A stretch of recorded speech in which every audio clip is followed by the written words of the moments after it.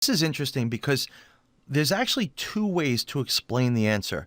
And if you didn't watch the lecture or if you didn't watch my phosphorylation video that I made, you wouldn't have gotten it possibly because it's not very intuitive. What I mean is it's not intuitive based on what we've been learning for this exam. Okay, so let me show you the answer and then I'll show you the other possibility, okay? The answer to this, and what we have to do as a mechanism, is that notice that what's happening here is that we have this P, it has an OH at the end, right? And the carbon here, let's say in red, this carbon in red, it has an OH. So we're actually making a leaving group and we're having the carbon connected to an O and the P connected to an O at the end. The question is, how does that work? Because there's actually two ways to write out this answer. One, which is the right way, is to go here and put it in here while this oxygen pops out. Okay, and that gives us this right here.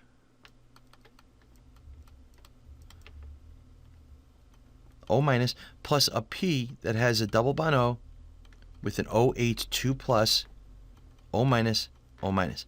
Okay, so that's what happens here at this point.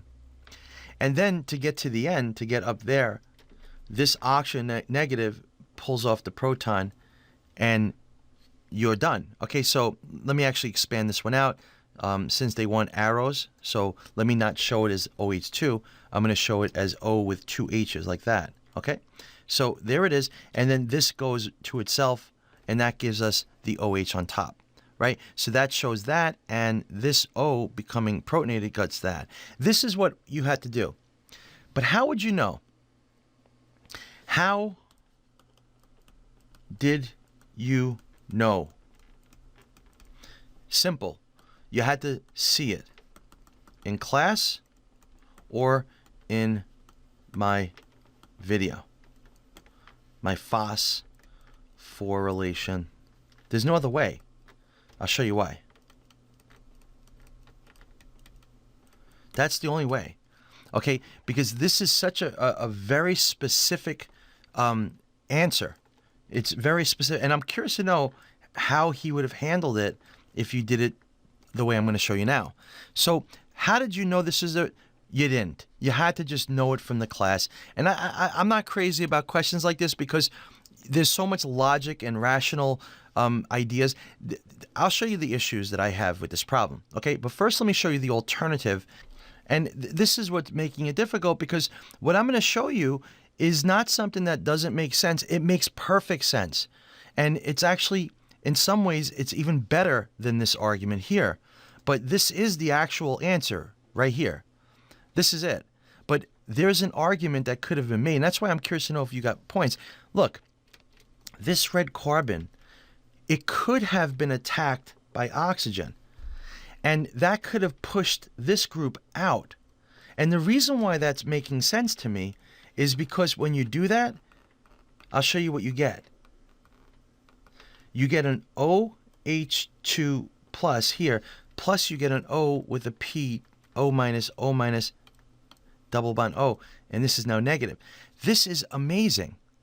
This right here looks amazing. This is an amazing leaving group. Why? Why do I say that? Why is this amazing? Do you remember our resonance theory? We said that whenever you have a structure that has the exact same resonance over and over and over and over again, it is more stable than a structure that has different resonance on paper. When you do the resonance for this, it's always going to have a double bond O and three single bond O minuses. And so this is a pretty stable system. Not to mention that by pushing this out, well, I mean, I guess basically that's the argument. But this O here, by coming into this carbon, it doesn't have to deal with these negative O's all around here. So when this comes in here, it just looks like it's a lot less stable. So I would have thought this is the answer. And then from here, you go up by having that right there pulled off.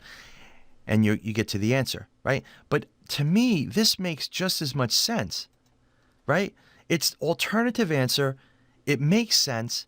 But I'm not sure if he would have given you full credit because in class, And in my video, I showed you that it goes this way. So the P is the one that gets attacked, and this O leaves. So, but it's really, I don't know. I really like this answer as well. Okay? Like if I didn't know the reaction and I had to think, I would definitely come up with this as an answer for myself. I would say, oh, maybe this O comes here because this looks like a good leaving group.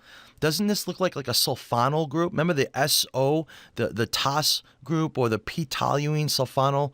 All those different types of sulfonyl. This kind of looks like that to me. So I really like this answer more, but it wasn't the answer given in class. Okay? So I don't want to draw this out, but that's it. Now, can I ask you, is there a way to test what the right answer is? Sure. Here's what you could do. If, let's say, you put a label, isotopic label, let's say this is O18, right? So this is not O16. If this is labeled isotopically, then we can see which one of these O's is O18. If the O18 is here, then we know it attacked carbon. If the O18 is on P, then we know it attacked the phosphorus group, right? That's how you can tell, and that's what they do in the lab. That's how they figure out that the O goes here and not there, okay? So I just wanted to answer that as well.